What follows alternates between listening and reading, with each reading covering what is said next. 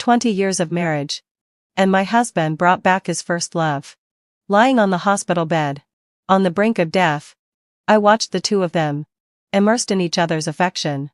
I struggled, wanting to get up, but my chest felt as if it were about to explode. Jareth, with a look of cold indifference, sneered, "If it weren't for your obligation to repay me for saving your life, I would never have married you. You wasted my time, causing me to get into a car accident. And yet you act like the savior every day. I was supposed to grow old with Ophelia, but because of you, we missed out on so many years. You should have died long ago." Rage consumed me. My eyes burned red, but no sound escaped my throat. Jareth, irritated, lowered his head and angrily yanked off my oxygen mask. Go die. When I opened my eyes again, I found myself back on the day of the college entrance exam. Serafina, are you ready? Jareth is waiting for you. The familiar room. The familiar voice. I was stunned to realize that I had been reborn. Tightly clutching my precious exam admission ticket. The overwhelming hatred inside my chest still seared through my veins. Jareth, if Ophelia is so wonderful, then go be with her. Mom, let him go first. Dad can take me to the exam later. Saying that, I lay back down on the bed. There was no need to detour to pick up Ophelia. I didn't need to leave so early. Jareth and I were childhood friends, living in the same building. His family was a stepfamily, and his stepmother didn't treat him well. My mother always felt sorry for him and often told me to take care of him more. From elementary school to high school, I thought I had been quite devoted to Jareth, who felt like a brother to me. In my past life, I pulled him out of the wreckage of a car, suffering permanent ligament damage in my arm. He cried, promising to always treat me well. His first love, Ophelia, having fulfilled my obsession, married, and he proposed to me, claiming he would love me for life. After we married, he said he didn't like the empty house. So I quit my high-paying job to stay at home, waiting for him to return every day. He said work was restrictive, low-paying, and full of complaints. So he wanted to start his own business and be free to make more money, to support his entrepreneurial dreams. I persuaded my father to sell our family's house and raised 800,000 yuan for him to start up his business, to help his company expand. I used my father's connections to find suppliers and bring in projects. But once Jareth became wealthy, he started looking at me with disdain. To make up for the regrets of his youth, he spent a fortune turning Ophelia into a nationally renowned pianist. He splurged on her, buying her a house, a car, jewelry, and anything she wanted.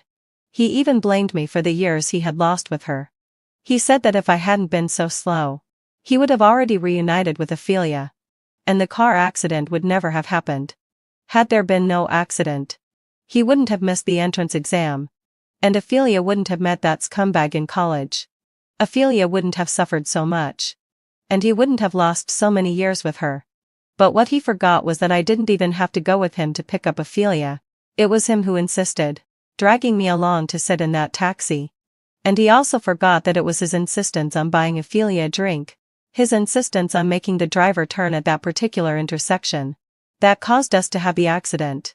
All he knew was that he had missed out on the love of his life, and his love story was incomplete, and I, who was involved, had to pay the price for his mistake. Now that I had a second chance, I didn't want to get involved in their karma. But evidently, Jareth wasn't ready to let go. He stood in the doorway of my bedroom. Serafina, let's go. You'll be late. I lay in bed. You go ahead. My dad will take me. I don't need to leave so early. Don't take the detour to Hai Cheng Garden. Jareth's voice from outside the door sounded urgent. Serafina, how can you do this? You promised yesterday. How can you change your mind today? I was really about to lose my patience with this person. Go find your first love. Why do you have to drag me along? I'm not going. I regret it. I stood you up. Is that okay? Can you just go? Stop bothering me. I need to rest for a bit. Still waiting for me to come out, Jareth started knocking urgently on the door. Serafina, come out. If we don't leave now, we'll really be late. I suddenly sat up, slipped on my slippers, and marched to the door. throwing it open. I said I'm not going. Are you deaf? If you want to go, go by yourself. Why do you have to drag me along? It's the entrance exam today. Can't I just stay home and lie down for a bit? Jareth didn't expect me to snap like this. His face froze. His eyes turned red. But you promised me yesterday. My parents were startled by my loud voice. Rushing out of their bedroom. When they saw Jareth standing at my door with red-rimmed eyes. They assumed I had been the one to bully him. What's going on? What's wrong? Serafina. Why are you yelling at Jareth like that? My mom, not understanding, saw Jareth's eyes redden and immediately thought it was my fault. I leaned against the doorframe. Mom. Stop with the misplaced sympathy. I'm your real daughter. My mom slapped my hand. Scolding. Stop talking nonsense. What's going on? I raised my head and looked at Jareth with mocking eyes. Ask him why he insisted on going to a Changard to pick up his love. If he wants to go, fine. Why drag me along? I'm tired from studying for the exam. I just want to rest at home. Is that okay? My mom, hearing that, also showed disapproval. This was just how my mom was. Though she was overflowing with sympathy, she could still tell right from wrong. She stood to one side, her face showing displeasure. Jareth, you're wrong here. Serafina doesn't want to go. Why do you have to drag her along? Today is the entrance exam. Such an important day. She just wants to stay at home and rest.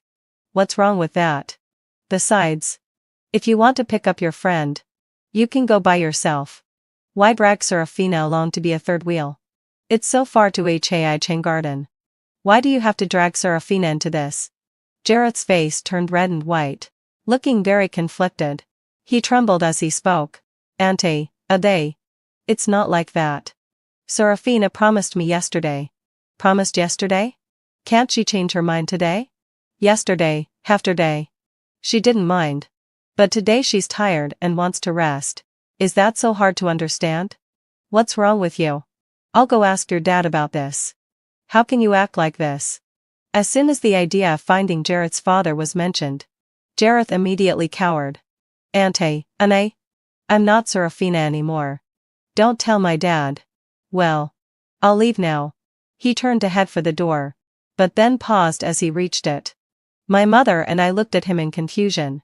He flushed red, clearly embarrassed, and spoke awkwardly. Auntie, you better lel sigh. Could you lend me $20? I need to take a cab, and I'll pay you back later. In that moment, I finally understood why he always dragged me into everything he did. It was because he didn't have any money. He had to latch onto me to borrow my cash. What the hell? Was he treating me like a fool? I scoffed, walked over, and shoved him out the door. No way. With a slam, I shut the door behind him. At 130p. I grabbed my exam permit and stationery pouch, and headed out the door. My dad was already waiting in the living room. We got in the car from the underground garage and drove toward the exam hall. As we passed the intersection where I had had the car accident in my past life, I saw a crowd gathered in the distance. Unaware of the situation, my dad craned his neck to see what was going on. I reminded him from the passenger seat. Dad, watch the road. He quickly snapped his attention back to driving. I looked out the window. Just like in my past life. It was a taxi, but I couldn't tell if it was Jareth in the car. The exam went smoothly, and when the bell for handing in papers rang, I walked out of the exam hall feeling light and free. As I exited the gates, I saw my excited parents. I waved and ran over, and my mom immediately hugged me. Back home, she made my favorite Coke chicken wings. I was in a good mood after the exam and ate 6 or 7 pieces in one go. While I was eating, my dad suddenly sighed. Ah, that Jareth kid from the family. Such a shame. He got into a car accident on the way to the exam hall. Such a pity. A heaviness settled in my heart. So, in this life, Jareth still met with that car accident? But this time, I wasn't there to save him. I wondered how badly he was hurt. I ate the chicken wings without a care. What's the big deal? He can repeat a year. Anyway, in his past life, I suddenly realized I'd said the wrong thing and quickly corrected myself. I mean, mimic? His grades are good. So repeating shouldn't be a problem. My dad shook his head. I don't think so. I heard his leg injury is serious. His face got cut up. And he broke 2 ribs. He's still unconscious. His dad says they might have to amputate. A sense of melancholy washed over me. Without my help, this was the fate Jareth deserved. But what did I get after all I'd done for him in my past life? He went off with his first love. Traveling abroad, while he left his sick father for me to take care of. His company made a fortune every month. Yet he only gave me 3,000 yuan for living expenses. To please Ophelia. He bought her $1 million necklace at an auction. He said I was just a housewife. That my duty was to be frugal and manage the home. He said Ophelia was a famous pianist, and when she performed, it was for the country's honor and couldn't be taken lightly. I made a big feast for him to celebrate his birthday. But he threw away a fortune to rent a revolving restaurant. Just to enjoy a romantic dinner with Ophelia. Even though I was so young when I got cancer. It was because my stomach illness went untreated, making it worse and eventually incurable. But now, my health was fine, and everything was going well. Jareth, enjoy your life as it was meant to be. After the exam, I had some rare free time. My parents took me to Xinjiang for a trip. Meanwhile, Jareth was lying on an operating table, undergoing an amputation. I strolled through the ancient streets of Kashgar. The unique flavors of the western region in the air. The tantalizing smell of roasted meat tempting me at every corner. I rode a horse through the Ili River Valley, imitating the local herders as I tended to horses and sheep on the vast grasslands. When I got tired, I lay down on the soft grass, the sound of the pastoral song filling the air, lulling me into a dreamlike state. I spent over half a month carefree, before finally boarding the plane home. As I arrived at the doorstep, I saw Jareth's dad pushing him in a wheelchair as they got out of the car. When Jareth saw me, his face lit up. Serafina, were you waiting for me? I gave him a disgusted look. Why would I be waiting for you? Can't you tell? We just got back. Jareth's dad's face darkened. Serafina, what's with the tone? Jareth didn't say anything. Why are you being so harsh? I had to admit, Jareth's dad was really good to him. Even in my past life. He eventually divorced his stepmother for Jareth. But he clearly knew Jareth was with Ophelia. And still, he shamelessly accepted my care. He would even mock me with his words, picking apart every little thing. The implication was that his son had potential, but I was dragging him down. Now, I said one thing about his son. And he couldn't take it? Well, I was going to say it anyway. Then why don't you take care of your son? Why come here saying I'm waiting for him? Isn't it his fault for making things sound ambiguous? Jareth's dad was taken aback. I grabbed my parents and stepped into the elevator. A shameless family. The farther away I was from them, the better. Back at home, my mom's saintly heart flared up again. Serafina, Jareth is in that state. Why do you have to say such hurtful things? I rolled my eyes. Mom, now I understand why Dad always calls you a saint. Who is Jareth? To put it simply, he's a classmate of mine. And a neighbor to my family. To put it more distantly, he's an outsider with no real connection to our family. Why are you so concerned about him? Be careful. Good deeds may not always lead to good outcomes. Who knows? One day you might end up being used by a white-eyed wolf. My mom slapped me hard across the face. You little brat. How can you talk to your mom like that? I just feel sorry for that boy. Feel sorry for him? So if someone asked you to marry your daughter to him and take care of him, would you agree? After all, he's so pitiful and needs someone to take care of him. Right? You, with your kind heart, would never refuse. Would you? My mom was startled. Her face changed. And she hurriedly waved her hands at me. Pa. Pa. Pa. Don't talk nonsense. My good daughter. Why would I have her marry a cripple? He's pitiful. But it's not our fault. What does it have to do with us? I looked at my mom, relieved that she wasn't too confused. Yes, I was just giving her a precaution. After all, the Jareth family was this shameless. Now that Jareth had lost a limb, who knew what bad ideas he'd come up with, trying to burden others? Sure enough. As expected, The next day, Jareth's father came knocking on our door. "Serafina, your Aunt Zhang and I are going to work. Could you please help look after Jareth? You two are classmates. And you've always gotten along so well. Haven't you?" I frowned, clearly displeased. "Mr. Jareth, please choose your words carefully. What do you mean? Getting along well? What relationship do Jareth and I have? Why should I look after him? If your family doesn't have anyone to care for him, hire an nanny or a caregiver. What obligation do I have? You and Aunt Jane go to work every day, or are you planning to leave Jareth with me from now on? What kind of reasoning is that?" Jareth's father froze, then grew angry. "Serafina, how can you speak like that? I always thought you were a good child. But now that our Jareth is injured, are you so eager to cut ties with us? Wasn't it you who always insisted on doing homework together with Jareth?" A surge of anger shot up within me. "What do you mean? Cutting ties? Jareth and I are just classmates. What ties are there between us? If you really want to talk about ties, you should go to Ophelia, your son's love interest, instead of talking about relationships here with me." "And who's speaking rudely? You came knocking on my door, eager to hear me, didn't you? So, what? You want to leave your paralyzed son for me, a young girl, to take care of, and I'm supposed to be grateful? Do you have no shame?" Jareth's father turned betrayed, and my mother, hearing the commotion from the kitchen, rushed out. "What's going on? Why are you arguing again?" Jareth's father, flustered, pointed at me with trembling hands. "Eloan, I don't want to argue with children, but your daughter Serafina is really too much.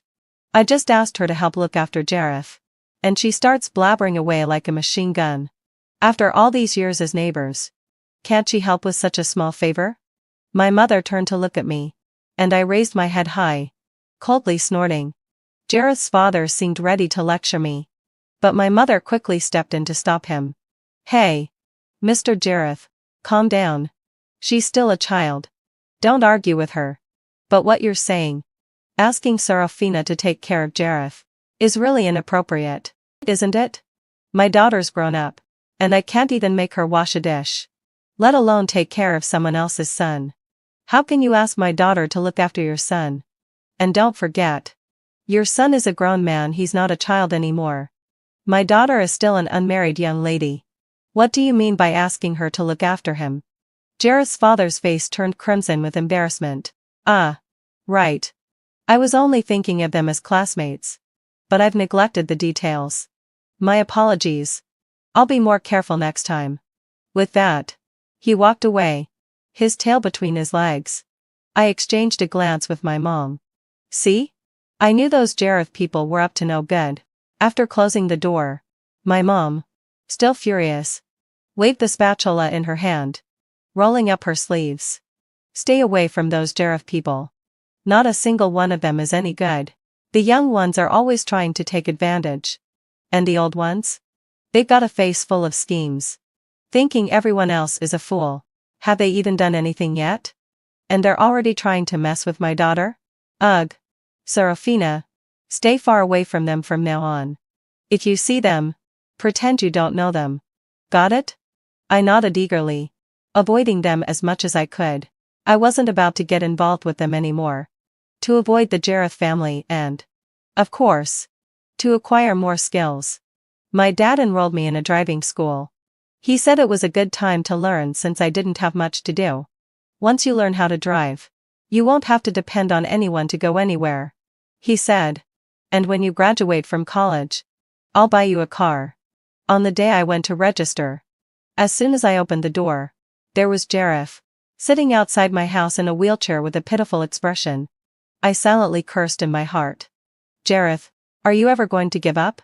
Why do you keep pestering me? Why don't you go find your Ophelia? Why are you always hanging around my house? What do you want from me?" Jareth lifted his head, and before he could speak, his eyes were already red. I couldn't help but roll my eyes in my mind. He always acted like I was the one bullying him. He choked back his words, his voice soft and hesitant. "Serafina, do you hate me now? I know. With how I look now." A wave of disgust rose within me. "Jareth, how much tea have you drunk today?" Why does your voice sound so much like green tea? It's overwhelming. Jareth stared at me, his eyes wide in disbelief.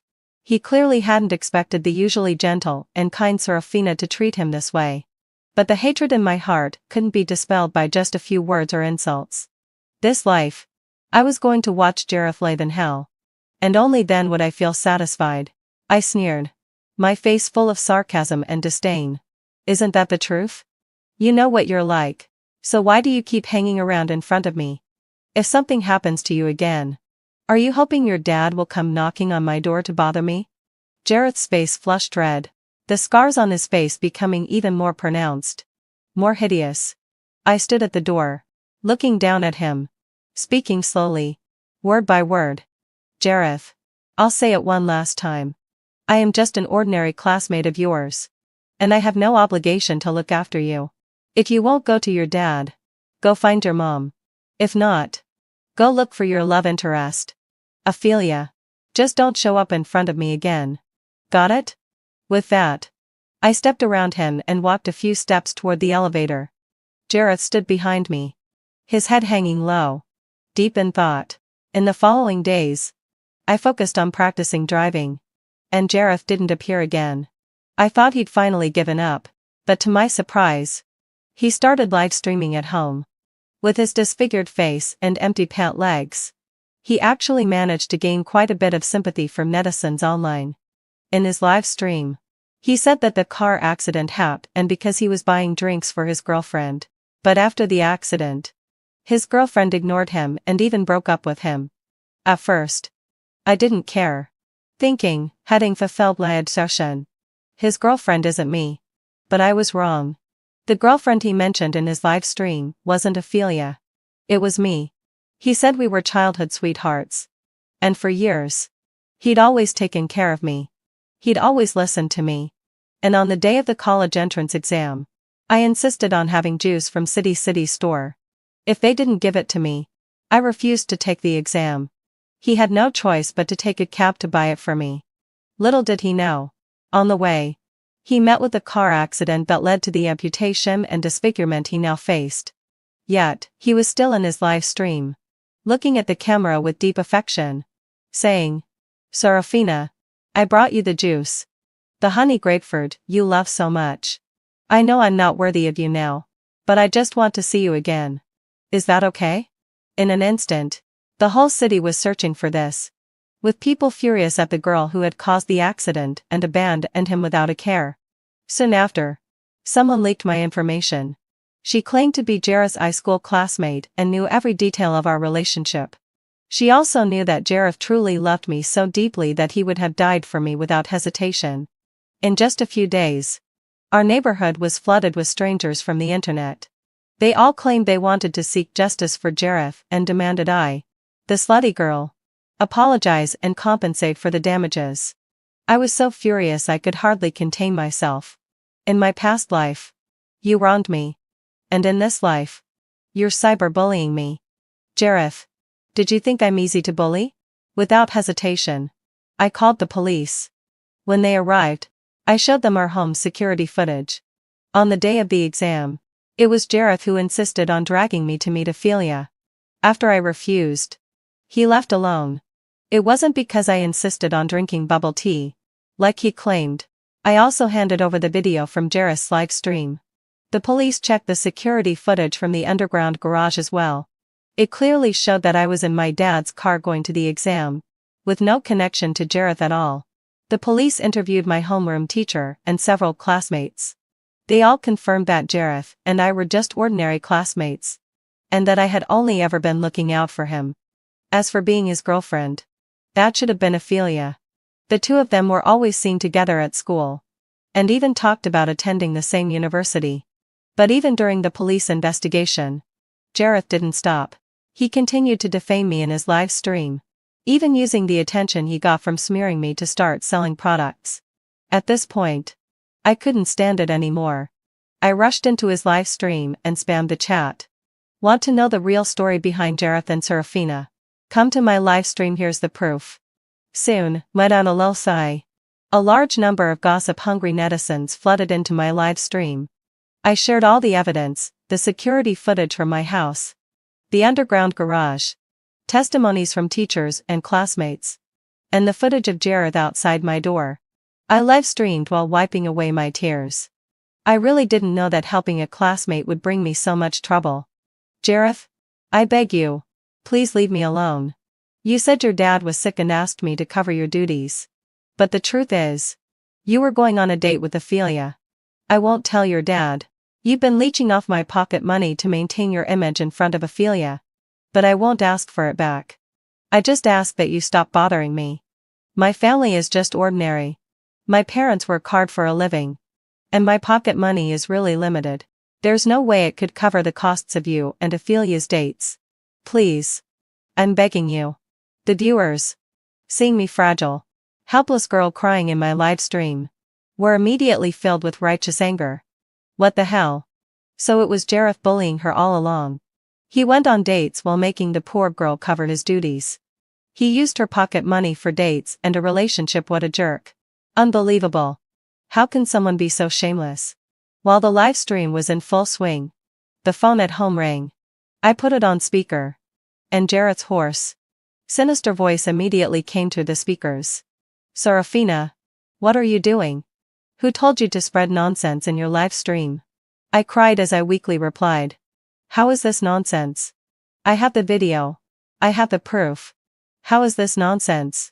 You said you bought me juice. Do you have proof? Where did you buy it? Is there any surveillance footage? Any receipts?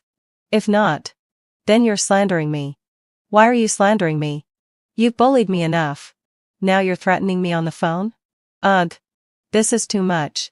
Seeing me cry again, the netizens in the live stream started flooding the chat with more outrage. What about the receipt? No receipt, but you must have a mobile payment record. Show us. Show us. Let everyone see it. Jareth, perhaps not realizing what was happening in the live stream, continued threatening me in a harsh tone. Serafina, I underestimated you. You weave too. You useless coward. I don't believe I can't deal with you. With that, he angrily hung up the phone. But I caught a hint in his words. Before? What did he mean by that? Could it be that he had also been reborn? The thought hit me, and I immediately lost interest in the live stream. Luckily, having fulfilled my ansai, the situation had mostly cleared up in the live stream. After thanking the viewers, I ended the broadcast. The next day, having fulfilled my obsession, Jareth was taken away by the police. They also found out that the person who had leaked my information was Ophelia. After Jareth's accident, Ophelia had been anxious, worried that Jareth's family would come after her.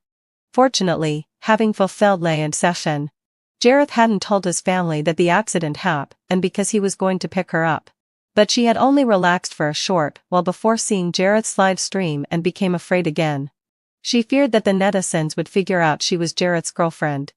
So, she acted preemptively, leaking my information online, hoping to avoid the trouble. But as the saying goes, man plans and God laughs. If she hadn't made a move, I wouldn't have known how to deal with her.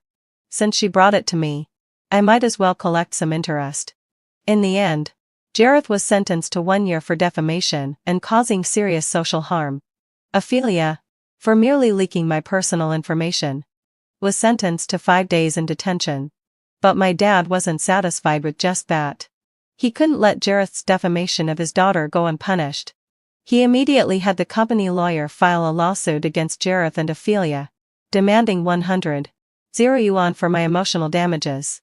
Jareth's father came to our house, apologizing and speaking to my parents. Ophelia's parents also came, asking for my forgiveness. My parents were tired of it, so they handed everything over to the lawyer and we retreated to our hometown in Linksai for some peace and quiet. In July, I received the long-awaited college acceptance letter. My parents were overjoyed and threw a celebration in my honor, inviting my homeroom teacher and some close friends. My best friend Zara said, I really didn't expect Jareth and Ophelia to be so despicable. I've told you a million times to stay away from them. But you wouldn't listen. See? You've learned your lesson now, haven't you? I nodded, feeling embarrassed. I playfully pouted and apologized to her. I know. I know. I'll change. I'll never be so naughty again. Is that okay? Zara couldn't stand my behavior and finally gave in with a sigh. She suddenly seemed to remember something. Do you know what happened to Ophelia? I shook my head. I don't care. It's none of my business. I heard her family gave you compensation. But when they got home, they beat her up. Apparently, hadn't så stelbent session. Her father accidentally broke her piano-playing hands. She might never be able to play again. A jolt of shock ran through me. The piano had always been Ophelia's pride. The one thing she cared about most. In my past life, she had often flaunted her long, delicate hands to me, saying, I'm different from you. My hands aren't for washing dishes. They're for art. For creating beauty. Don't you understand? Back then, with Fidel, I had envied her. I had also practiced the piano since I was a child. Although I wasn't planning on pursuing it professionally, I truly enjoyed it. But in my past life, I had injured my arm while saving Jareth. My ligaments had been torn by a piece of metal, and I could never play the piano again. I had regretted it at the time, but never truly regretted saving him. Who would have thought that the very Jareth I saved would hurt me the most? He blamed me for the car accident. Blamed me for causing him to miss his chance with Ophelia. He resented me for saving him. For forcing him to marry me out of obligation. Even though my father had invested in his startup and I had used my connections to secure his company's future. None of that brought him any gratitude. He treated me coldly, giving all his affection to Ophelia. He even complained that I was dying too slowly and pulled out my oxygen tube with his own hands. I couldn't help but wonder. This life, if I didn't save him, what would Jareth think? In September, my parents sent me off to school. The campus was beautiful, and my roommates were nice. We hung out together, went shopping, played cards. One of my roommates, Zhao Xiao, even joked about playing matchmaker for me. But I laughingly refused. In this new life, I didn't want to waste time on men. Why not focus on living my own life? During the summer break of my sophomore year, I returned home with a large suitcase. Just as I reached the entrance of the neighborhood, I heard someone calling my name from behind. I turned around to see Jareth sitting in a wheelchair, looking at me with eager eyes. I disapprovingly turned my back, not even sparing him a glance. He pushed the wheelchair urgently, calling out after me. But I was faster. Before long, I disappeared from his view. That evening, after dinner, my parents went for a walk, and I lay on the couch watching TV. There was a knock on the door. I stood up to answer it. And once again, it was Jareth. I didn't want to deal with him. I raised my hand to close the door, but Jareth grabbed it. His face flushed, his eyes filled with pleading. Serafina, I know I was wrong.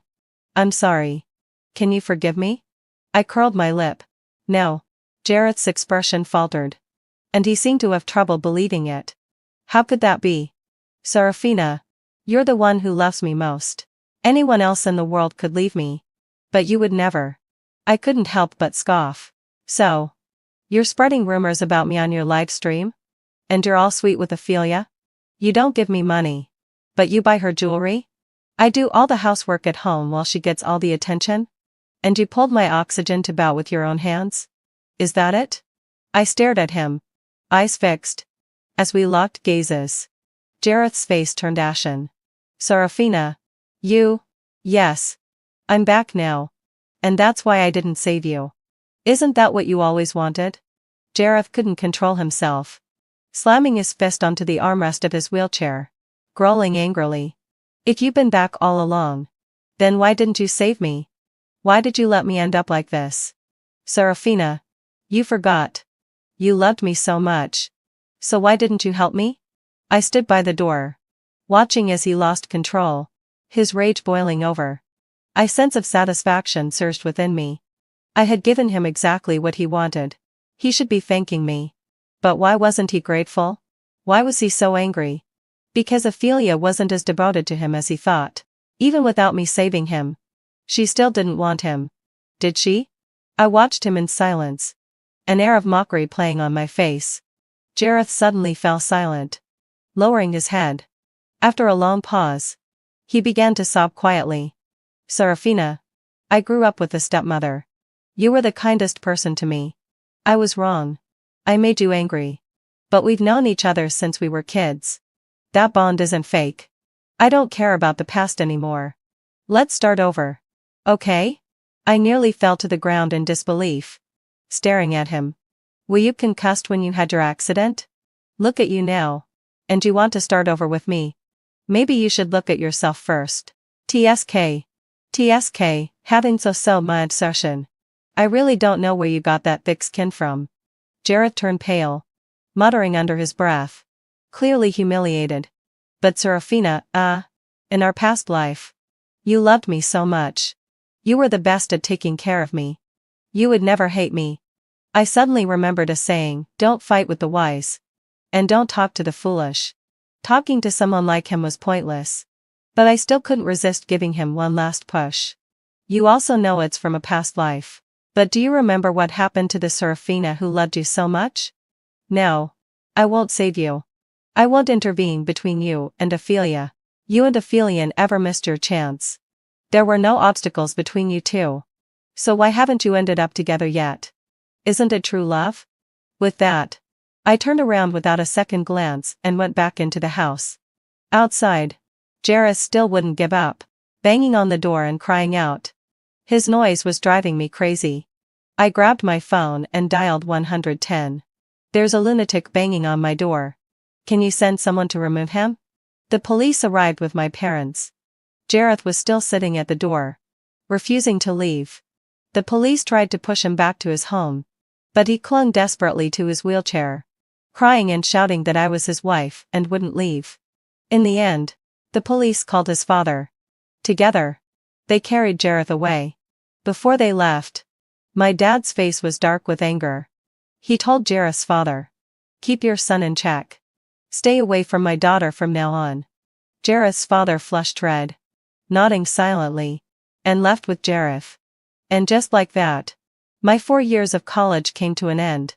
In my junior year of university, I applied for a teaching certification. So when I returned to Hai Chang, it was easy for me to land a job as a middle school teacher.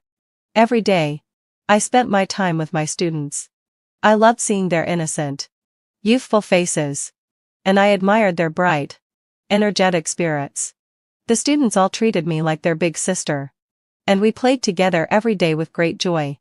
Though now and then, parents would say I wasn't focused on my work. But luckily, the students' grades were good, and the parents eventually accepted it. As long as it didn't affect their academic performance, they were willing to let me be. In my second year of teaching, I once commented that I didn't like the taste of the spicy chicken noodles. A few of my students insisted on dragging me to the food street to try it out for myself. In front of the spicy noodle stall, I boldly called out, "Boss, 10 servings. It's on me." I saw the stall owner pause for a moment. And then, one-a-dow. An all too familiar yet unfamiliar face caught my eye. It was Ophelia. I froze for a moment. And the students were still egging me on beside me. I stared at those hands. Want something Ophelia was so proud of. They moved skillfully, heading thoughtfully, picking up the noodles, then quickly pulling out a plastic bag on the side. In just a few swift movements, the order was packed up, all done with ease and precision. I suddenly laughed. So, your precious hands. They aren't just for art. After all. That night, I called Zara and mentioned Ophelia. Zara said that Ophelia had been going through a rough time these past years. Her father had beaten her and broken 2 of her fingers, ruining her chance to attend the art exams. Add to that her poor performance in the college entrance exams. And her parents had sent her to work in a factory. They wanted her to make money to help marry off her brother. But as a woman, how much could she earn? Eventually, her parents found her a husband and asked for a 300 yuan bride price. But I heard that her husband drank and gambled, and often beat her. Now, Ophelia was simply setting up a small stall outside the school to make ends meet. Zara said, "Don't tell me you're going to fall for the same old trap again. I'm telling you, not everyone deserves your help. Have you forgotten Jareth's lesson?" Of course, I wouldn't help her. I was just struck by how unpredictable life can be. Someone who was once so proud, held in Jareth's palm like a goddess. Now a victim of domestic abuse. Reduced to running a small stall to support herself. It seemed that without me being a blood sacrifice, they had nothing special left. On Monday, I rode my electric scooter to school. As I turned a corner near the school, I saw Ophelia standing on the side of the road, waving at me from a distance. I had intended to ignore her and just ride past, but she ran up and blocked my path. I slammed on the brakes. "Are you crazy?" Ophelia steadied herself against my scooter. Her face resolute. "Serafina, I owe you an apology." I was a little confused. "What?" Ophelia's gaze was empty as she stared into the distance, speaking almost as though to herself. "I feel like I should apologize to you. I'm sorry." I stared at her face. "Why? Is it because you leaked my information?" "That's in the past. And you've already been punished for it." "No, it's not that. I don't know why, but I feel like I should apologize," Ophelia muttered, her eyes drifting, almost as if she were speaking to herself. "I've been dreaming of strange things. Sometimes it's you. Sometimes it's Jareth. I saw you in despair. Helpless. And I also saw Jareth confessing to me. He even pulled out your oxygen tube. I don't know if it's true or not. My mind is so confused. But I feel so sorry for you. So I need to apologize. And also, I want to tell you to stay away from Jareth. He might really hurt you." With that, Ophelia turned and ran. Before I could stop her, she disappeared into a narrow alley. I thought about chasing after her. But when I checked the time, my first class was coming up, and I had no time left. I decided to go to class first and find Ophelia after school. However, at 10 a.m., a sharp siren cut through the quiet of the classroom. I stood in the school hallway and saw thick smoke in the distance. Was there a fire? Other teachers nearby said. It's the food street area. It must be one of those street vendors using makeshift stoves to save money. How dangerous.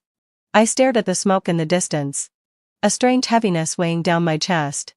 After school that afternoon, I took a detour through the food street. Following the path, I remembered to find Ophelia's stall. When I got closer, I noticed that everything was shrouded in darkness. Something felt wrong. Was this the site of the fire? I quickly grabbed a passerby. "Where's the woman who sold spicy chicken noodles?" The person replied. "Sigh. Her stall caught fire. Neither she nor her husband made it out. TCH. Really? We're all in trouble now. It's going to cost so much to buy new equipment." I suddenly remembered Ophelia's resolute look this morning. Had she already foreseen it? Or maybe she just didn't want to live anymore and wanted to apologize to me before she died? But then, what did she mean when she said to stay away from Jareth? I rode my scooter back, my mind full of questions. By the time I returned to the neighborhood, night had fallen. I bought some grilled cold noodles at the entrance of the neighborhood, thinking to eat and then head home. Just as I was about to push my bike, someone suddenly appeared beside me. I jumped back in shock and turned to see. It was Jareth. He was wearing a prosthetic leg, limping as he walked. But now he looked at me with an excited expression. "Serafina. Look. I can stand now. I can walk. Let's make up, okay?" I clutched my chest, my heart racing. "Are you insane?" Jareth staggered toward me, reaching out to grab me. But I quickly sidestepped. He grabbed air and then looked up at me with a face full of grievance. "Serafina. Don't reject me. Didn't you love me the most? Look, you hated that I didn't have legs. But now I do. You didn't like Ophelia. So I took care of her for you." My head exploded with a sudden realization. What did he mean by took care of her? Was he the one behind the fire? I didn't dare think too much about it. But I felt an overwhelming sense of danger in front of me. Seizing an opening when he wasn't looking, I ran straight to the security booth. The security guards were startled when I rushed in. And I shouted loudly. "There's a crazy person chasing me. Call the police. Quick." One of the guards hurriedly dialed the phone, while the other blocked the door with all his strength. Outside the booth, Jareth pounded on the windows and doors, yelling frantically. "Serafina. Serafina. Come out. Don't ignore me." You clearly love me so much. Please help me. Just like last time. If you help me again. Just once more. I promise. Once I become a big boss. I'll buy you a big villa. The most expensive jewelry. And you won't have to worry about anything. You can do whatever you want. Okay? About 10 minutes later. The patrolling police arrived. I was hiding in the security booth. My legs trembling from fear. As I watched the officers subdue Jareth. My legs shook uncontrollably as I stepped out of the booth. I looked up and this was the same officer who had helped take Jareth away last time. He recognized me and smiled. Oh. We meet again? I smiled awkwardly. I'm like a magnet for trouble. What can I do? This lunatic just keeps following me. They forcefully shoved the struggling Jareth into the police car. Suddenly. Something came to mind. And I rushed over. He just said he dealt with Ophelia. I suspect the fire at the experimental school's snack street this morning wasn't an accident. It might have something to do with him. The officer's face turned serious. And he turned to me. Thank you for bringing this to our attention. We'll investigate and verify further. After Jareth was taken away, life returned to its usual calm. A week later, the police issued a public notice stating that the fire at the experimental school's snack street was caused by arson. The arsonist had been arrested, and the police were still investigating the specifics of the case. A few days after that, Jareth's father came to our house. Years had passed, and his hair had turned completely white. He sat numbly on the couch, looking lifeless. When he saw my dad, he suddenly dropped to his knees at his feet. Caspian. Please. Help Jareth. Help him. I only have him left. Please. I beg you. My dad struggled to pull him up and, with a stern face, asked, What exactly do you want me to do? Jareth's father fell silent for a moment. I know my request might be excessive, but Caspian, I really don't know what else to do. My dad looked frustrated, and I couldn't help but mock him in my mind. No wonder Jareth and his father were alike so shameless. Even though they knew their requests were unreasonable, they still came knocking. When my dad ignored him, Jareth's father choked on his words and continued. Jareth. He was devastated after losing his limbs and being disfigured because of Ophelia. He was so angry. That's why he set the fire. The woman is also to blame. What exactly do you want from me? Stop stalling. I've got other things to do. My dad interrupted sharply. Jareth's father hesitated before looking up and holding out 5 fingers. Well, I've made a deal with the victim's family. They're asking for 500 Azar-yuan. If I give them that, they'll issue a letter of forgiveness. Caspian. I know you're a good person. Enough. My dad cut him off, raising his hand. Jareth's father. What's our relationship? Jareth's father looked up, hesitated, and mumbled. Neighbors. Exactly. We're just neighbors. Your son's mess is his own fault. And now you're asking me for money? Is that fair? It was clear that this man was Jareth's real father. The tears came quickly, as if they were on command. He was sobbing, tears streaming down his face as he tried to kneel again. Caspian. I'm really at my wit's end. Please. Help us save Jareth. My dad stood up decisively. I can't help. Given all the things your son has done. The fact that you're still sitting in my house means I've been magnanimous enough. And now you expect me to pay for him? I don't even know what to say to you. I won't help. And I don't want to. Leave. I won't see you out. Jareth's father turned around. But not before looking back at least 3 times as he left. My dad was furious. Pacing in the living room. I can't believe this. How can there be such shameless people in the world? The son spreads rumors about my daughter, and now the father wants me to pay to redeem him?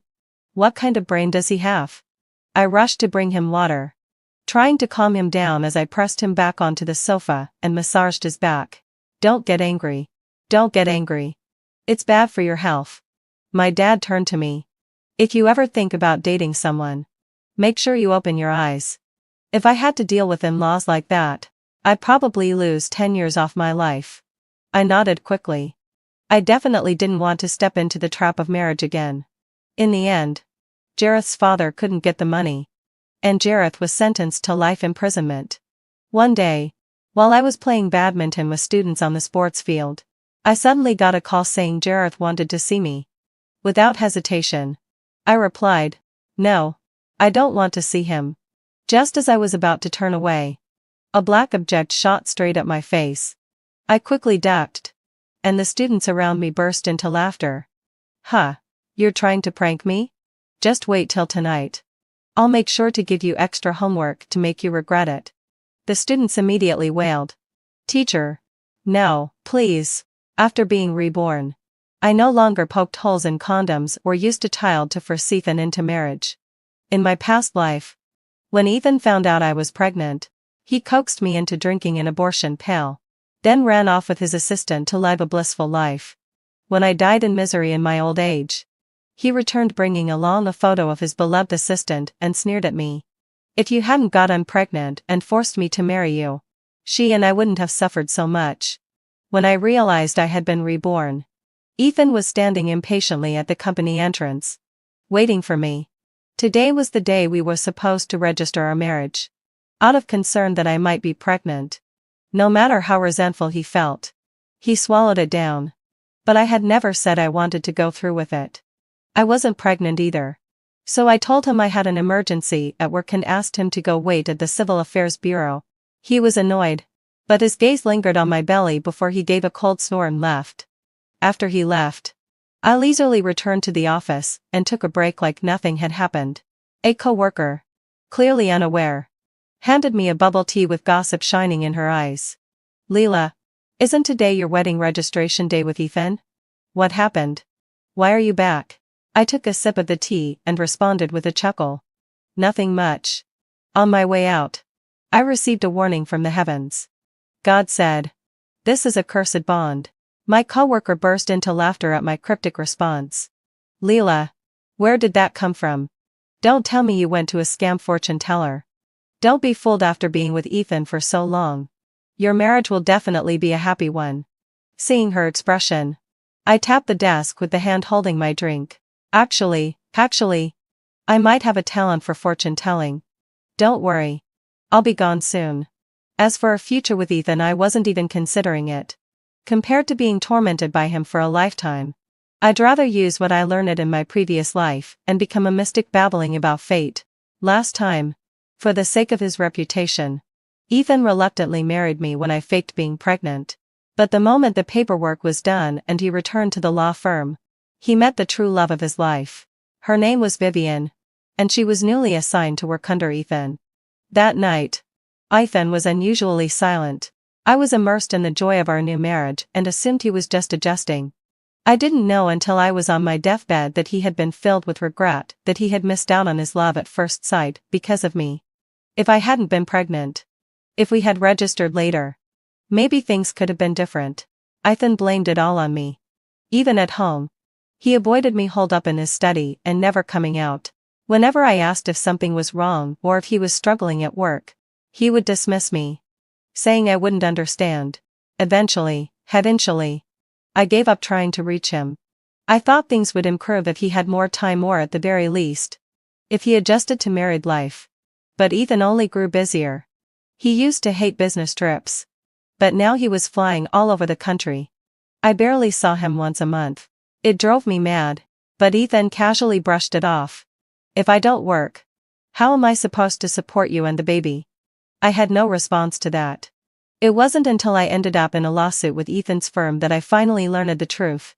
Except for the first case, every business trip was Ethan's own request. He didn't want to see me. He had been running away from me. I completely lost it and argued with him. He restrained me tightly and warned me to be careful of the child in my womb. Only then did his eyes soften for that child. The next day, Ethan flew off again. When I realized the marriage was truly over and tried to bring up divorce, Ethan suddenly changed. He took me to prenatal checkups, helped me shop for baby clothes and toys, and swore he would never do anything so foolish again. Everything seemed to be heading in a better direction. But just before my due date, Ethan gave me a dose of medicine. I lost the baby and he vanished. No one knew where he went. He stripped me of our child and disappeared. People said he had died. I wept and mourned. But in the end, I had to bear the pain alone, taking care of his parent and relatives, dealing with the greedy and troublesome ones. I didn't know what Ethan had done, but he left me with a mountain of debt. By the time I paid it all off, I was old, sick, and broken. Then he came back carrying Vivian's photo. I thought I was dreaming. But Ethan glared at me with fury. He had spent all those years with Vivian. They'd had a child together. But because they never got a marriage certificate, they couldn't register the child's household status. The child's schooling was delayed repeatedly and eventually became a delinquent. Ethan blamed it all on me. Vivian died young, grieving that she never became his wife. It's all your fault. All your fault. Ethan sobbed at my bedside, listing all my supposed wrongs, repenting for what he did to me, how he killed my child and made me a widow for life. I respected lawyer He'd rather elope with his mistress and father an illegitimate child than admit his faults, divorce me, and start over honorably. Every excuse he made was just a cover for his own cowardice. He had no right to hate me. I was the only innocent victim in this marriage. I lowered my gaze to hide the memory pressing down on my chest. My co-worker, sensing the mood, didn't pry further. I threw away my bubble tea and leisurely made my way to the Civil Affairs Bureau. Ethan had been waiting a long time, glancing toward the door, then down at his phone again and again. I walked in with a smile, only to find that in the time I delayed, Vivian had arrived. She looked timid, standing behind Ethan, treating him like a natural shield. Passers-by were already eyeing the odd couple and chuckling, trying to ease their tension. Ethan's face flushed with an unmistakable blush. He didn't explain or respond. He just stood there like a shy daughter-in-law, stealing glances at Ethan from time to time. Such an obvious reaction, how many times had I seen it in my past life and brushed it off without a second thought. Now, watching from a third-person perspective, I finally realized how transparent his feelings had always been. Ethan, why are you standing here? Who is this? I walked over to Ethan as if nothing was out of the ordinary. Vivian parted her lips slightly, but then shrank back timidly toward him. Leela, this is my new assistant. Since I wasn't in the office, the firm had no choice but to send her directly to report to me. The moment he mentioned Vivian, the last trace of impatience faded from his face, replaced entirely by guilt. But what was different this time was the person behind him. In my past life, Vivian had just started her internship at the firm. She was rash and bold. Yet in this life, she was hiding behind Ethan, sneaking glances at me with a provocative look. I wasn't mistaken, that was definitely a look of provocation. Things were getting more and more interesting. But what intrigued me more was how conveniently Vivian came straight to the Civil Affairs Bureau. That saved me the trouble of finding an excuse to get Ethan to come back. This way, Ethan, who hadn't registered the marriage yet, got to meet the woman who most matched his ideal type in advance. Would he choose to embrace the love he'd longed for? Or would he go through with marrying me and then elope with her afterward? I see. I guess since you weren't around, they didn't feel comfortable making a decision. It's still better for you to personally approve your assistant. I pretended to be anxious and reached for Ethan's sleeve. He pulled away, face pale, his gaze flickering toward Vivian. Fine. I overheard your colleagues at the firm saying there's a case no one can handle, and they need you back urgently. Vivian, still hiding behind Ethan, spoke up just in time. His face immediately lit up with joy, though he quickly composed himself. Leela, since there's something urgent at work, let's postpone getting the marriage certificate for a few days. None of this happened in the previous life. That law firm wasn't staffed with just Ethan. He wasn't so indispensable that everything would fall apart without him. Vivian's excuse was clumsy and a bit too coincidental, which could only mean one thing: she had been reborn too. I turned a scrutinizing gaze on Vivian. She clung tightly to Ethan's sleeve, looking like a greenhorn fresh out of college, timid after speaking up. She didn't seem any different from before. But I didn't expose their little act. I simply watched them leave with a calm expression, perhaps driven by a guilty conscience. Ethan glanced back at me apologetically before getting into the car. Leela, I had no idea this would happen. Let's come back another day to register. You head home first, this is urgent. I won't be able to see you off. Stay safe. Vivian sitting in the passenger seat, looked at him with adoration. Her cheeks flushed. Impressive. Really? That he still remembered my existence, though clearly I was now irrelevant. You to go on. Doctor safe, I said with a wave. While inside, I sneered coldly. Another day, he said, but I doubted that day would ever come. After Ethan left, I took a cab home. This was our marital home, a 3-bedroom apartment. We bought it with the future of 2 kids in mind. It had once carried all of my hopes. In my past life, after we registered our marriage, I came back to this place with joy, decorating every corner. Even though we hadn't held a wedding yet, I still prepared a full table of dishes for Ethan with a sense of ceremony. But no one could have expected that when he came home, he'd lose his temper. He accused me of forcing his hand by getting pregnant, said I was using the baby to pressure him into a wedding even though we were already legally married. On our wedding day, the so-called happy groom lay next to me in bed, his mind elsewhere. Every night after that, we lay side by side, each lost in our own thoughts. Pulling myself out of the memories tied to this house, I called my company's HR department. A few days ago, I was reassigned to the legal department of our overseas branch. They didn't care that I was pregnant. Because the transfer wasn't just a formality, it was recognition of my work. A step toward promotion. Once I got there, I'd be in charge of the legal department.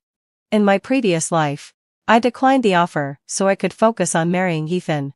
Months later, Ethan's firm was thriving, while he and I drifted further apart, living completely different lives. Then I lost the baby. A fund disappeared, leaving behind a mountain of debt. I didn't even have time to recover from my miscarriage. I had to start earning money right away to support both sets of parents and repay what he owed. Over time, the toll on my health grew. My career suffered because I had to juggle family responsibilities. In the later years of my life, I was stuck in a dead-end job, having lived a life of mediocrity. No one ever understood me, not even Ethan's parents. They only blamed me for his disappearance and constantly compared me to Vivian, saying I didn't measure up. That phrase, not as good as Vivian, the one I never heard finished in my past life, now rang loud and clear with the truth. A deep ache welled up in my chest. Ethan's parents had already been in contact with him, shamelessly enjoying everything I provided. They had known all along where he was, and still watched me suffer through a lifetime. Raising 2 ungrateful leeches, was that not the cruelest joke of all? I was so angry I cried. My tears fell onto the phone screen. It lit up. Ethan had just posted a few updates. He'd shared a photo, along with a warm message. He wrote, "This is my new assistant. I hope my friends in the industry can look out for her." The photo was of the 2 of them. Ethan was grinning from ear to ear. In 2 lifetimes, I'd rarely seen him smile like that.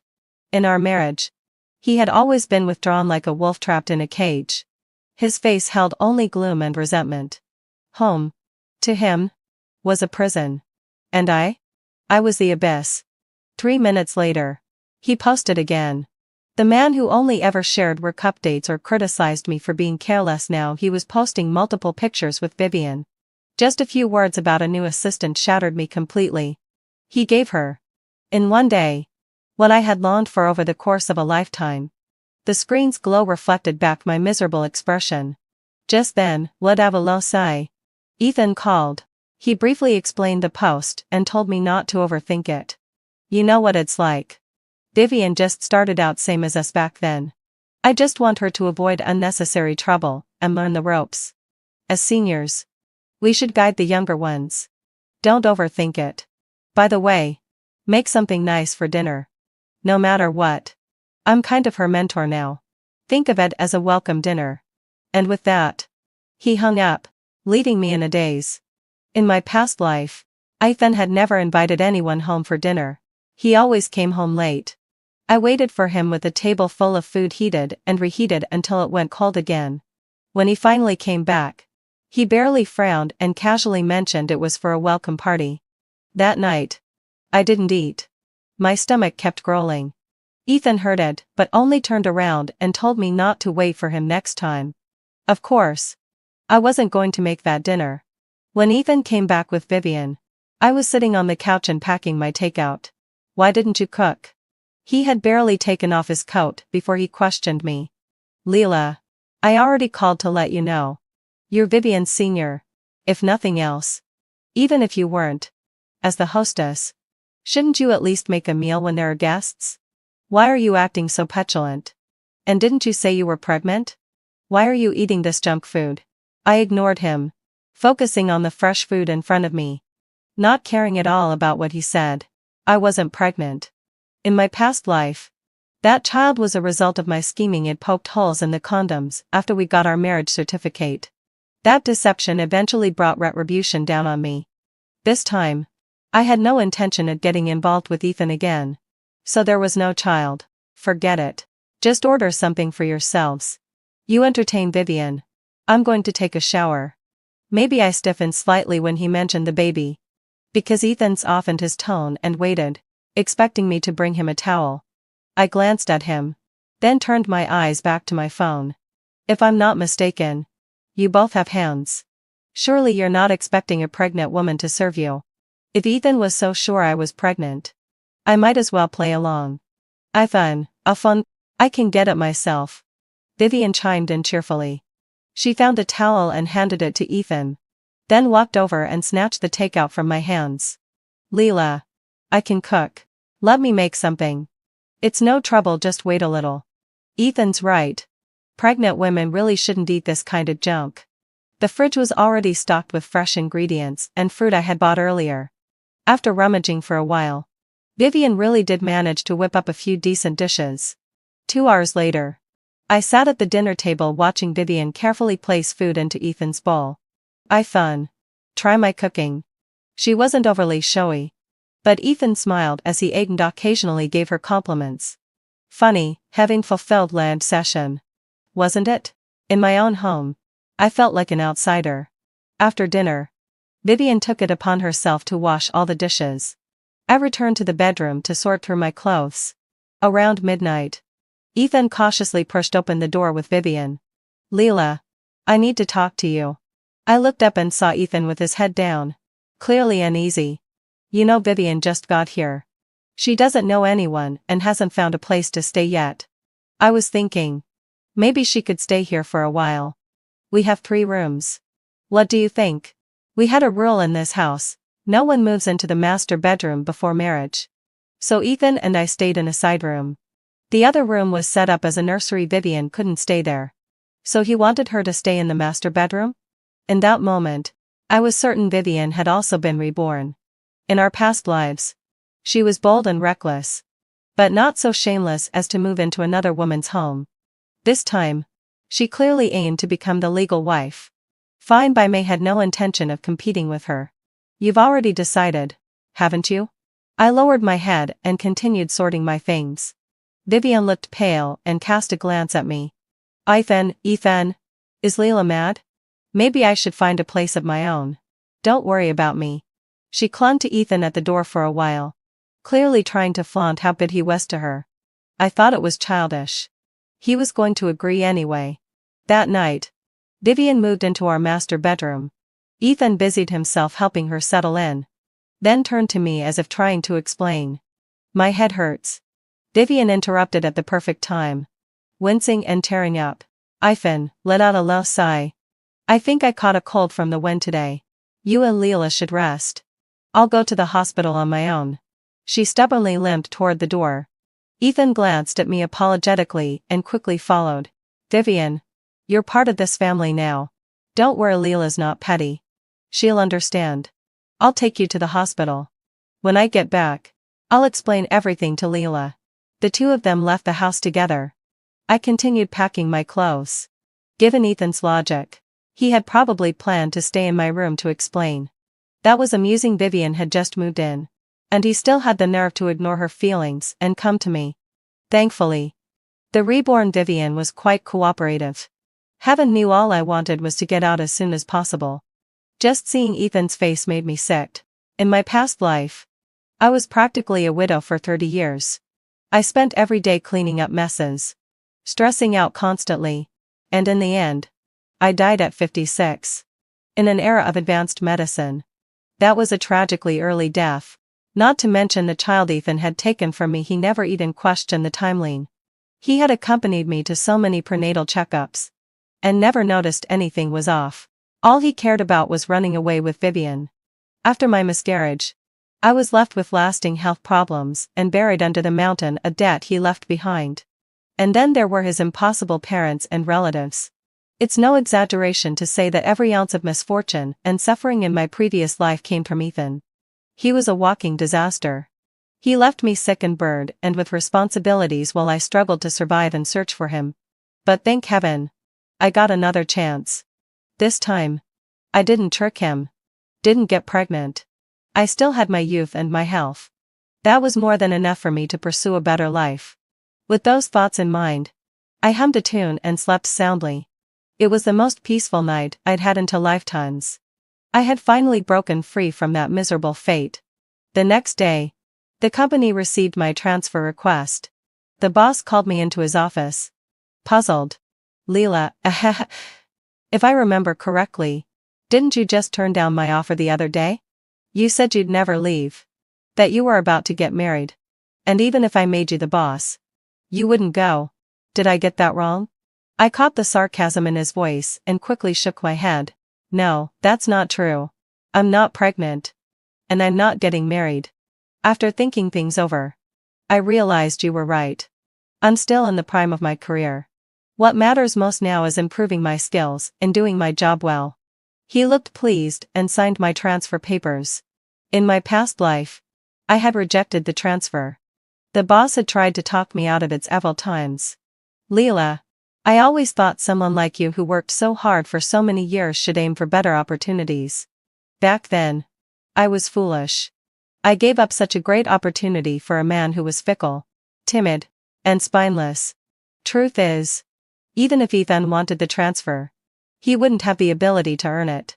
I finalized my departure date with my boss and started browsing for plane tickets on my phone. There was only one final case left under my charge, a lawsuit involving the theft of the company's creative work. Originally, having fulfilled my desire, our legal department could have handled it on their own. But back then, I had wanted to see Ethan every day. Plus, the legal team happened to be swamped, so I used lack of expertise as an excuse to bring Ethan's law firm in on the case. Now it was time for me to clean up the mess. Ethan's firm wasn't far from our company. Fresh out of college, he had co-founded this place with a few friends. I, not wanting to hold him back, had chosen a nearby company to work for. I didn't join his firm for two reasons. 1. In case anything ever went wrong with the firm, I'd still be able to support us. 2. My legal skills had always surpassed his. And I worried that my presence would make him feel inferior, like the dynamic between us was always strong woman, weak man. Men have their pride. I didn't want trivial things like that to hurt our relationship. But who could have known some love, in hindsight, should have ended much earlier. Leela's here. Leela, here to see Ethan again? You two are really something. Although, as soon as I stepped into the firm, the receptionist greeted me cheerfully. I handed her the coffee I'd brought and headed straight for Ethan's office. In that fleeting moment, I caught the mocking and sympathetic looks from around the office. Clearly, heading falsely and saw. After just a few days, Ethan and Vivian's relationship had progressed by leaps and bounds. As expected, inside the office, Vivian was staring at Ethan with deep affection. As a mere assistant, she was sitting in the boss's chair, and the table in front of her was covered with gourmet takeout from Zenxu Pavilion. That meal alone would cost about a month's worth of her salary. It's not that I looked down on her, but a fresh graduate intern at a law firm simply couldn't afford such luxuries. Here. Eat more. You're too skinny. Ethan hadn't noticed I'd arrived. All he cared about was coaxing his darling to eat more. I could almost see the pink bubbles of romance in the air. So could everyone else. They were all waiting to see how I'd react. Raising my brows, I calmly pressed down on the door handle. Ethan, I'm here to discuss the details of the case with you. After all, the trial's next month. I hope I'm not interrupting your date? The two who had practically been glued together jumped apart. Ethan took several steps back, his face pale. Vivian, fixing her hair, quickly stepped to the side. A sign, Ethan? Your lunch is here. I'll just head out now, she said hastily, trying to downplay what had just happened. Yeah. You can go. Ethan replied quickly, unusually cooperative. What they didn't realize was that their earlier closeness had left Vivian's skirt visibly rumpled. Those who knew would say they were just having lunch. Those who didn't might think they'd just finished something much more intense. Leela. Perfect timing. You haven't eaten yet. Have you? Come, join us, these are all your favorite dishes. Ethan shot a look at Vivian, trying to usher her out. No need, I said with a smile, stopping Vivian at the door and pushing her back to her seat. I already ate on my way here. You're Ethan's assistant, of course. You should eat with him. I'm the one intruding. My unexpected tactic left Vivian briefly stunned, but remembering Ethan's feelings for her, she quickly settled back in and began enjoying the meal with ease. The office soon fell into awkward silence, broken only by the sound of chewing. The sweet atmosphere from before had evaporated. Meanwhile, I pretended not to notice a thing and began calmly going over the details of the case. This was the last task assigned to me by the company. Beyond the commission, it was also the final case of my tenure here. I wouldn't say I had to make it perfect, but I would fight for the company's best interests. A strong case would be my stepping stone into the new role abroad. Only fools turn down money. Especially someone like me, who suffered for an entire lifetime now. I just want to earn as much as I can and finally love myself. Do you see any issues? I asked after presenting all my points. My gaze fixed on Ethan. Vivian tried to make herself small. Ethan, a bit slow to react, finally spoke. Huh? No issues. Your analysis is spot on. I could see the look in his eyes. He remembered how I used to pretend to be ignorant just to flatter him, asking him to explain things, and then praising him with bright eyes. He liked that. But now? If there's nothing else, let's leave it at that. See you in court. I packed up my documents decisively, as if there were no personal history between us. After serving him for an entire lifetime, I was done.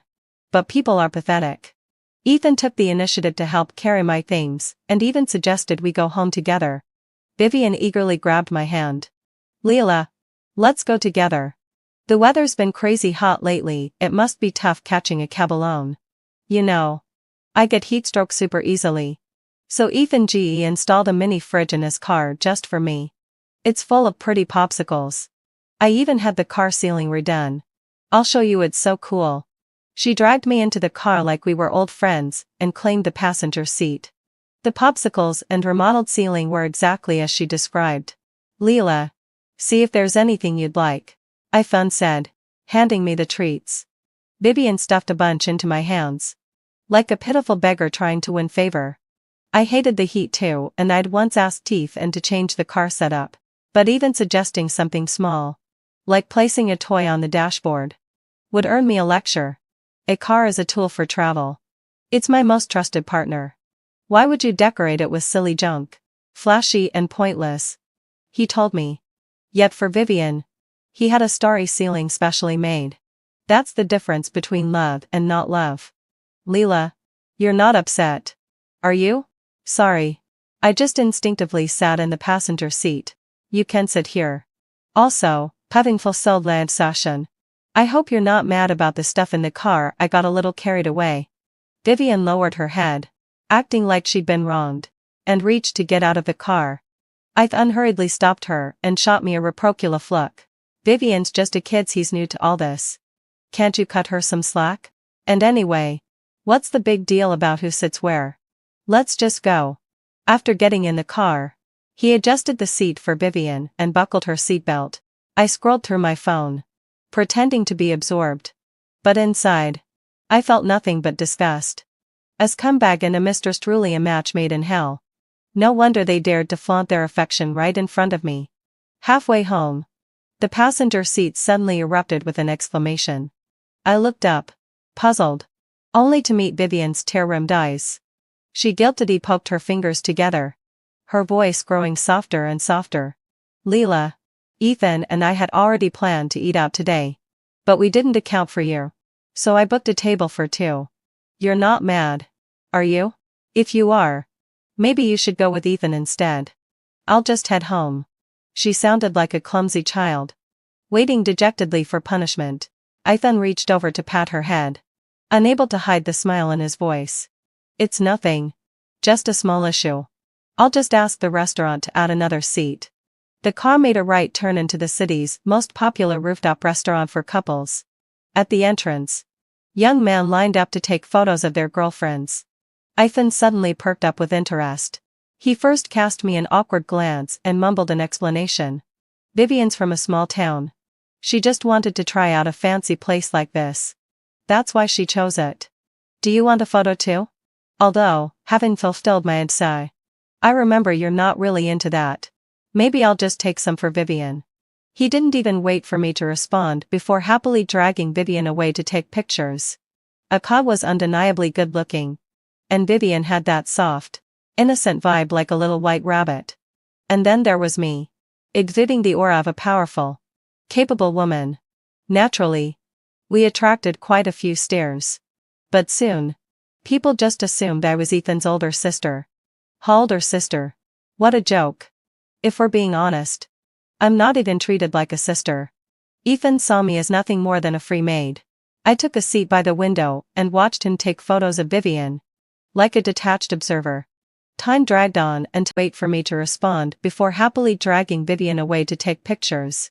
Aka was undeniably good-looking, and Vivian had that soft, innocent vibe like a little white rabbit. And then there was me, exuding the aura of a powerful, capable woman. Naturally, we attracted quite a few stares. But soon, people just assumed I was Ethan's older sister. Older sister. What a joke. If we're being honest, I'm not even treated like a sister. Ethan saw me as nothing more than a free maid. I took a seat by the window and watched him take photos of Vivian, like a detached observer. Time dragged on until the food was about to go cold. Only then did Vivian come over sheepishly. Sorry, Leela.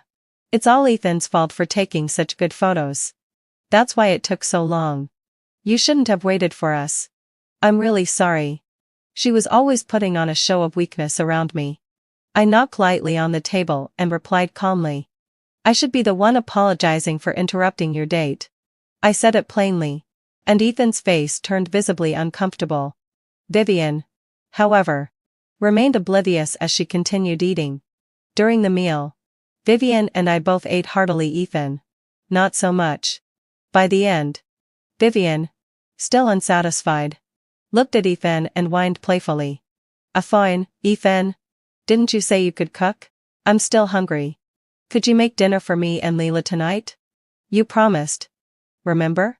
Her voice was soft, the last syllable pitched deliberately high. Okay. After getting his affirmation, she turned to me. Leela, you've definitely had Ethan's cooking before, right? How is it? Must be good. Huh. He bragged so much in front of me, said he's so good he could open his own restaurant. Her naive tone was laced with malicious intent. I paused for a moment before meeting her eyes. I've never had his cooking, but I'm sure it's great. Thanks to you, I finally have the privilege. Into lifetimes, I had never tasted a single dish cooked by Ethan, but I felt no resentment. Into lives, I'd finally seen the truth about someone. Why should I care about garbage I no longer wanted? That evening, Ethan followed through on his promise and bought a bunch of ingredients. Vivian stood beside him showering him with praise, which contrasted sharply with my silence. You should go out and wait. Spend some time with Leela, Ethan said, after his ego was satisfied. Gently, he nudged Vivian out and closed the kitchen door. Perhaps bored, Vivian came over and sat beside me, fiddling with her phone. You're back now too, aren't you, Leela? Otherwise, how could you stay so calm about me and Ethan being together? So, how does it feel? Even with a second chance, you still ended up beneath me. Too bad. No matter how many times you start over, you'll always lose to me. After all, love is irrational. You were Ethan's wife in your past life. That should have been enough. This time, it's my turn to be the legitimate one. You, a useless woman. Even if you marry Ethan, you'll just be a free housemaid. A washed-up hag. Might as well step aside. She lowered her voice, making sure only the two of us could hear. As for that useless little thing in your belly, I'd suggest getting rid of it. Otherwise, I wouldn't mind letting Ethan repeat what he did in the last life. She held my unborn child in utter contempt. In the past life, since they had been willing to sacrifice my child for their own love, it was clear what they'd do this time. But this time, Vivian was after the title of wife. That meant I had to go. Last life, they had always been hiding. Probably because debt and other messes had thrown me off their trail. But getting caught carried too much risk. Better to gamble now than raise a child without legitimacy. What are you two talking about? Just as I was about to respond, Ethan emerged from the kitchen with a few dishes. I had no idea he could cook like this. The food looked, smelled, and probably tasted amazing. Come try it, he said. During the meal, Vivian openly flaunted her closeness with Ethan. Even a blockhead like Ethan could sense something was off and shot me a guilty glance. After dinner, while Vivian was washing the dishes, Ethan pulled out a property deed and a hastily prepared drink, then dropped to one knee before me. Leela, I know you've had a lot of issues with me lately because of Vivian, especially what happened last time when we got our marriage certificate and I left early. I've been reflecting. I know I was wrong. Let's go register our marriage tomorrow. This time, I even bought a ring. I know I didn't think things through before. I was wrong. I'll send Vivian away tomorrow. He offered up all his possessions with an air of sincerity, like a wolf in grandma's clothing, waiting for me to fall for it. I bet Ethan's parents had probably started pressuring him to get married. After all, I was a local, and both my parents were successful business people. Compared to Vivian, a girl from a small county town, of course they preferred Ethan to choose me. As for love, well, he could just abandon me after marriage and pursue his dreams. Ethan still walked the same path he did in our past life. But this time, I remembered everything. In our previous life, I worked myself to the bone, while Ethan's parents constantly found excuses to ask me for money. Looking back now, the timing of those requests always coincided with key moments in the life of the child Vivian gave birth to. In other words, those two ungrateful parasites had already accepted their illegitimate grandchild into the family, and they were using my money to curry favor with their grandson. Ethan, I can't believe you're still just as hypocritical as ever. I tore off the last shred of pretense, my face cold, and threw the property deed to the ground, stomping on it hard. Sending Vivian away? Can you really bear to? You brought her home the very day you met her, and that same night, she slept in our marital bed. From that day on, your relationship progressed at lightning speed. At work, you sat together at lunch. Outside, you acted like a couple checking off romantic restaurant dates. You kept things in your car just for her. Even adjusted the passenger seat to her comfort. You treated her like a lover because she is your lover. But you wanted everything. You knew exactly how difficult your parents were, and you wanted Vivian to remain blissfully immersed in romance, untouched by the mundane grind of daily life meals, bills, chores, obligations. So you planned to marry me to deal with your family. And as for who you'd actually live with, you had your own plans. To go a step further, you wanted to borrow a huge amount of money and live with Vivian. With me, your wife, nothing fulfilled wives left to repay your debts. That way, not only would your debt chain me down, making it harder for me to leave, but you'd also be able to live freely with Vivian, without any burden. Am I right? Of course. My pregnancy would be a problem for you. A next step, I assume, would be to get rid of the child? Human nature is what it is. If one can have the life they want without lifting a finger, why waste time trying? So even if the details change, Ethan's choice never did. This child would have been both a threat and a tool. With the baby in the picture, I would have no choice but to keep the father involved. Too bad I'm not pregnant. Your little plan has failed. The sound of shattering dishes filled the kitchen. Vivian stood there, shocked, as I turned and walked away. And outside the door, waiting for me, were my parents. In the previous life, they ached for me.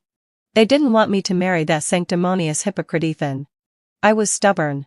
I even cut off contact with them. Now, seeing them again, I collapsed into my mother's arms and wept uncontrollably. Tomorrow, I would leave. This time, the only baggage I carried was my parents. That night, Ethan came after me. He was drunk out of his mind, slurring apologies that meant nothing. I knew his regret was just frustration at being exposed. So I called Vivian and told her to come take him away. An hour before my departure, Vivian smugly used Ethan's phone to send me a message. The two of them were lying in our marital bed. Bare shoulders exposed her declaration that she was now his official wife. She wanted to prove that she'd won. But I didn't care. 2 years later, I heard through a friend about Ethan and Vivian's situation. Marriage had crushed their romantic fantasies, leaving nothing but chaos. Ethan's parents, domineering and unreasonable, made Vivian's life a nightmare. But she wasn't like me, she wouldn't tolerate it. As a result, Ethan's family was in total disarray. Now, I could finally respond to her provocation from 2 years ago. She didn't win. Because this time, she is the one who's become the worn-out wife. Not me.